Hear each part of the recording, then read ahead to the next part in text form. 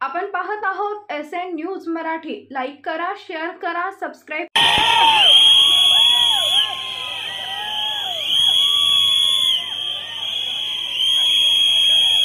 या ठिकाणी काही तरुण आपल्याला निवडणुकीसाठी मदत करण्यासाठी आलेले त्यांनी विवेक देवानंद बनसोडे शिरवाळीचा तरुण आहे, त्याच्या मागच्या 2 वर्षाची जी काही पैशाची साठवण आहे त्यांनी आपल्याला या निवडणुकीसाठी मदत केलेली आहे। तुमचं खूप खूप धन्यवाद।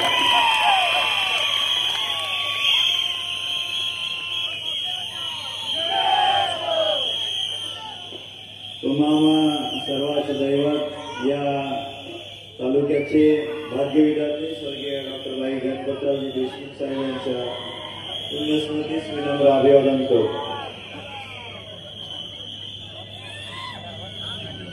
बाळासाहेबांनी 60 वर्ष राजकारण आणि समाजकारण करत असताना या तालुक्यातल्या सर्व जाती धर्मांना सोबत घेऊन काम केलं। आता भगिनी वडीलधारी मंडळींना सोबत घेऊन काम केलं। राहिलेत 20 मिनिट, आता बोलायचं काय मला समजत। वक्त्यांची मागणी खूप आहे आणि हे सांगता प्रचाराची सांगता सभा आहे।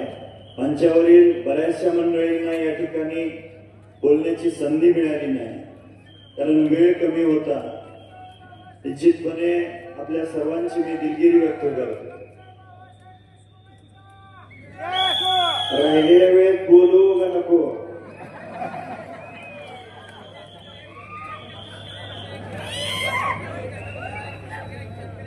या निवडणुकीमध्ये मी उभा असण्याचं कारण आपण सर्वजण आहात। मागच्या 3 वर्षामध्ये या तालुक्यात आणि मतदारसंघामध्ये फिरत असताना तुमच्यासारख्या गोरगरीब जनतेने माझ्यावरती भरपूर प्रेम केले आणि आबासाहेबांच्या निधनानंतर या मतदारसंघामध्ये आमच्या कुटुंबातलं कोणीतरी थांबलं पाहिजे आणि वेळ दिला पाहिजे, याच्यासाठी तुमच्यासारख्या निष्ठावंत कार्यकर्त्यांनी मला विनंती केली आणि तुमच्या आग्रहाखातर मी मागच्या 3-3.5 वर्षापासून या मतदारसंघामध्ये काम केलं। काम करत असताना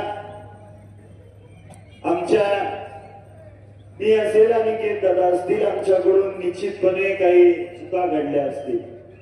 आम्ही दोघं तरुण आहोत आणि माणूस हा नेहमी जीवन जगत असताना काही वेळेला चुका होतात, तशाच आमच्याकडून सुद्धा चुका झाल्या असतील, ते आपण सर्वांनी पदरात घ्याव्या एवढी विनंती करतो। स्वर्गीय आबासाहेबांनी 60 वर्षात मतदारसंघाची सेवा करत असताना तुमच्या 3-3, 4-4 पिढ्यांनी आबासाहेबांना सहकार्य केलं, पाठिंबा दिला आणि त्याच पद्धतीनं आबासाहेबांनी सुद्धा आपल्याला आपल्या 3-3, 4-4 पिढ्याला तळहाताच्या फोडासारखंच। आपण ही निवडणूक का लढतोय तर निश्चितपणे काही उद्दिष्ट समोर ठेवून ही निवडणूक लढतो। या तालुक्यातल्या गोरगरीब जनतेच्या मुलामुलींना चांगलं शिक्षण मिळालं पाहिजे, चांगलं आरोग्य मिळालं पाहिजे, माता भगिनींना सुरक्षा मिळाली पाहिजे। आज शहराच्या काही गर्दीच्या ठिकाणी चौकामध्ये रोड रोमिओ कडून छेडलं जातं माता भगिनींना आणि मग त्याची तक्रार पोलीस स्टेशनला करण्यासाठी गेल्यानंतर या दोघांनी मागच्या 5 वर्षात कारभार पाहिला आणि कारभार पाहत असताना आपल्या माता भगिनींना त्रास दिला जातो, अन्याय होतो। त्यावेळेस या दोघांनी त्यांचं रक्षण करणं गरजेचं होतं, पण या दोघांनी तक्रार करायला गेल्यानंतर सांगितलं आमचेच कार्यकर्ते कारवाई होता का। मी तुम्हाला सर्व पालकांना एक विश्वास देतो की भविष्य काळामध्ये ज्या आपल्या कुटुंबातल्या भगिनी आहेत, तरुण भगिनी आहेत, शहराच्या ठिकाणी येतात शिक्षणासाठी, त्यांना त्यांच्या संरक्षणाची जबाबदारी हा शेतकरी कामगार पक्ष आणि बाबासाहेब देशमुख घेईल. आज महाराष्ट्रामध्ये तरुण सरकारी स्पर्धा परीक्षांची तयारी करतात, एमपीएससीची तयारी करतात.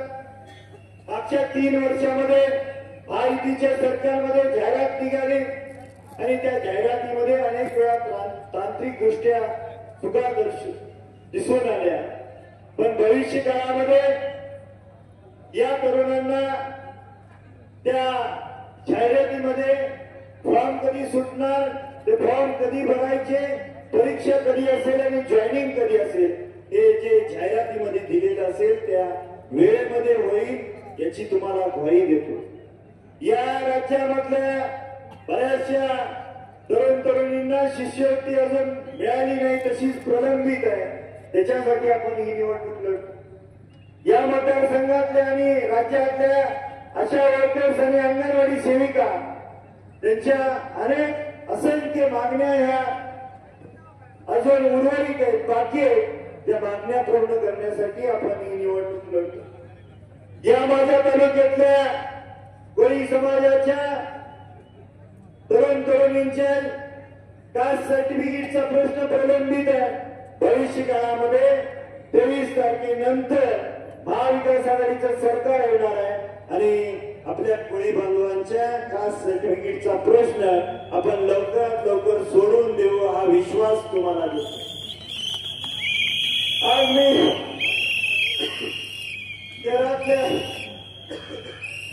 शहरातल्या लक्ष्मीनगरमध्ये गेलो होतो. त्या ठिकाणी गाडेवाले मराईवाले आहेत, त्या बांधवांचे सुद्धा जातीच्या प्रमाणपत्राचा प्रश्न आहे. निश्चितपणे भविष्य काळात तो सोडवला जाईल हा तुम्हाला विश्वास आहे. या शहरामध्ये इंदिरा नगर असेल, संजय नगर असेल, लक्ष्मीनगर असेल, या भागामध्ये बरेचसे गोरगरीब झोपडपट्टीमध्ये राहतात.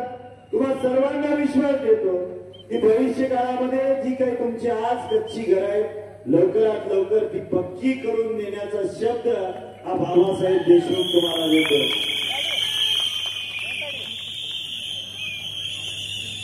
शेतीला वेळेत पाणी मिळालं पाहिजे, शेतमालाला भाव मिळाला पाहिजे, दुधाला भाव मिळाला पाहिजे, याच्यासाठी आपण ही निवडणूक लढतो. हा तालुका सुसंस्कृत तालुका, शांततेचा तालुका आणि निष्ठावंतांचा तालुका म्हणून आणि मतदारसंघ नावारूपाला तुम्ही सर्वांनी आणला.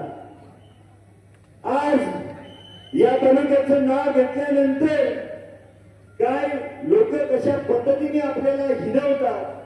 निश्चितपणे भविष्य काळात सुद्धा सांगोला मतदारसंघ आणि तालुका हा निष्ठावंतांचा तालुका म्हणून नावारूपाला आणण्यासाठी आपण निवडणूक.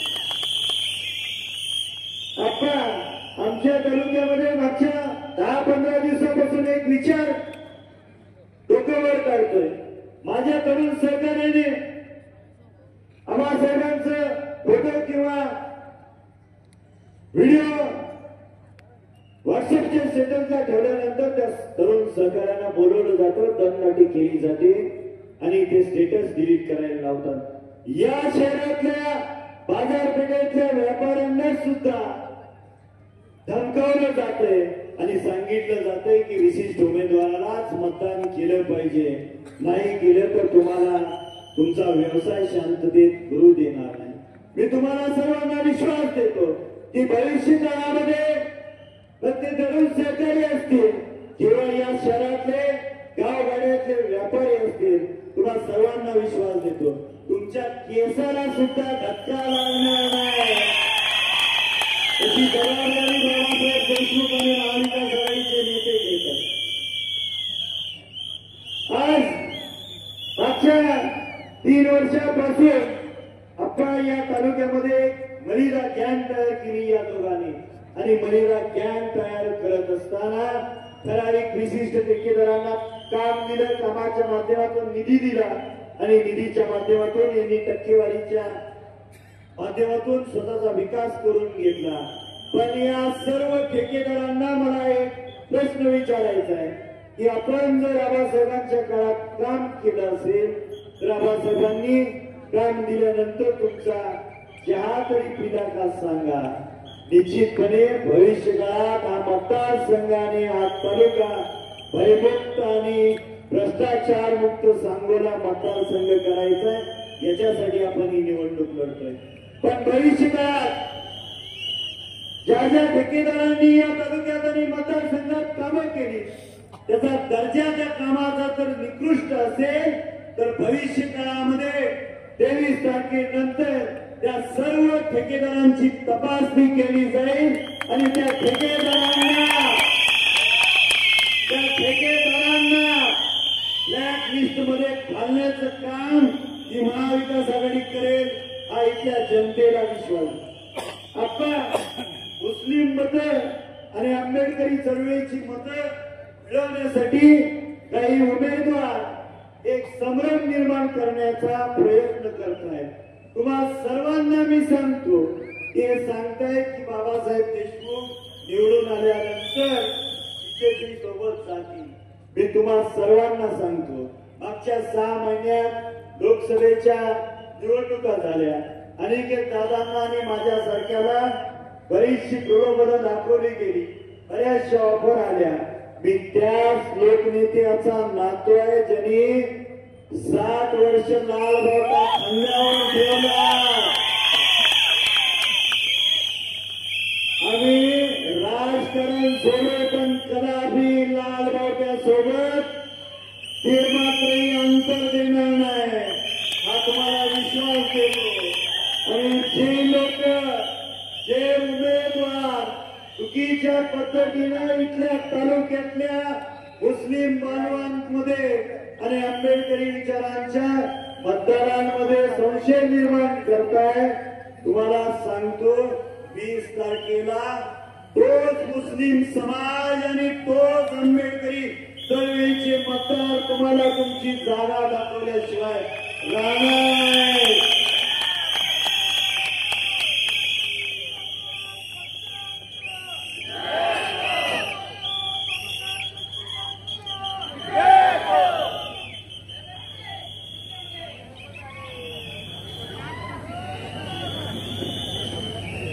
मागच्या 5 वर्षामध्ये आपल्या उमेदवाराचा आणि मागच्या 3-3.5 वर्षापूर्वी स्वर्गीय आबासाहेबांचं निधन. अशा कठीण काळामध्ये आपण काम करत असताना तुमच्यासारखा निष्ठावंत कार्यकर्ता आणि मतदार कणभर सुद्धा इकडं तिकडं हल्ला नाही हा आदर्श निश्चितपणे आज महाराष्ट्र पाहतोय. भविष्य काळात आपल्याला याच पद्धतीनं काम करायचं आहे. पण मागच्या 3-3.5 वर्षामध्ये मी मतदारसंघामध्ये काम करत असताना ज्या वेळेस मी मतदारसंघाच्या बाहेर कामानिमित्त जायचो त्यावेळेस काही आपल्या तालुक्यातल्या आणि मतदारसंघातल्या जनतेने सुखदुःखाच्या कार्यक्रमाचे निरोप पोचवले. त्यावेळेस मला जाता आलं नाही. पण आपल्या सर्वांच्या बाई साहेबांनी त्या ठिकाणी उपस्थिती दर्शवली. निश्चितपणे त्या पद्धतीनं 60 वर्ष बाई साहेबांनी आबासाहेबांच्या पाठीशी खंबीरपणे उभ्या राहिल्या. आज आपण अडचणीच्या काळात आहे. मी असेल अनिकेत दादा असतील माझी बायको असेल हे सगळं काम करत असताना तुम्हा सर्वांना एक जाणीव करून देतोय की मागच्या 5 वर्षात बाई साहेबांनी सुद्धा खूप जोमानं काम केलेलं आहे आणि ही जनता आपली भविष्य काळात सुखाने समाधानाने नांदावं याच्यासाठी कष्ट घेतले. आबासाहेबांच्या निधनानंतरची ही पहिली निवडणूक आहे आणि या पहिल्या निवडणुकीमध्ये तुम्हा सर्वांवरती एक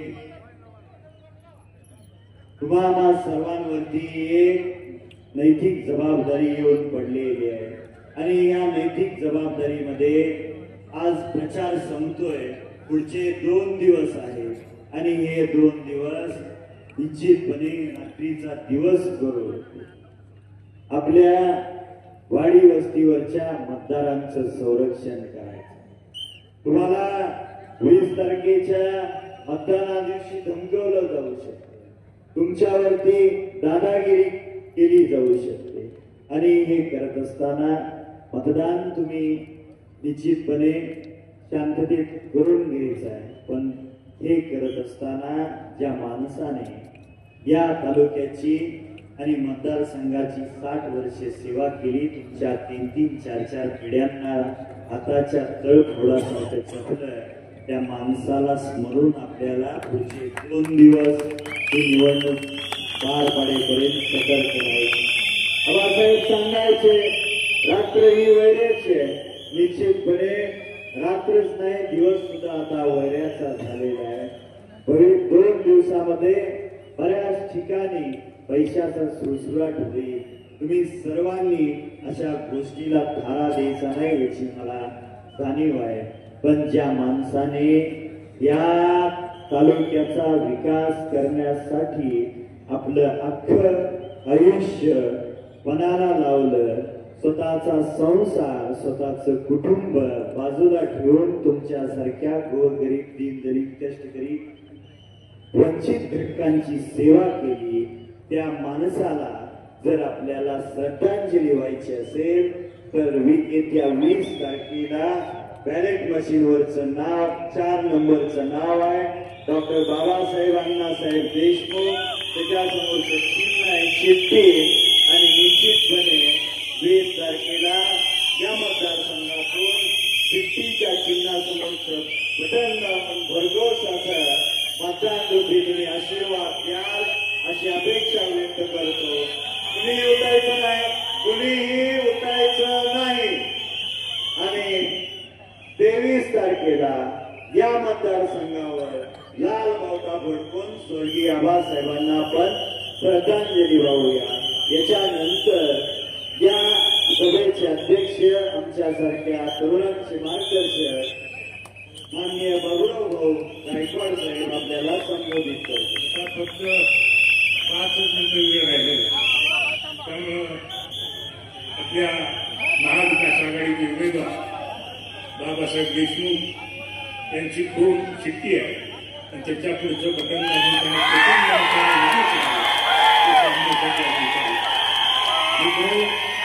काल या ठिकाणी गोविंदाची सभा झाली आणि त्या सभेमध्ये फार गर्दी होती असं सांगितलं. पण आज या सभेची गर्दी पाहिलं तर गोविंद आणण्याची आम्हाला गरज नाही असं वाटतंय. या ठिकाणी आपण मगाशी आप्पांनी सांगताना सांगितलं की लाडक्या बहिणीला 1,000 रुपये देणार आहे, पण महाविकास आघाडी ही लाडक्या बहिणीला सरकार आल्यानंतर 3,000 रुपये देणार आहे. एसटीचं सर्व तिकीट माफ करणार आहे. एवढंच नाही तर शेतकऱ्याचं 3 लाखापर्यंत कर्ज माफ करणार आहे. आणि म्हणून ह्यांच्या भूलथापाला बळी न पडता आपण सर्वांनी उद्याच्या 20 तारखेला शेतकऱ्याचं बटन दाबून त्यांना प्रचंड मताने विजयी करण्याची विनंती करतो आणि थांबतो. जय हिंद, जय भारत.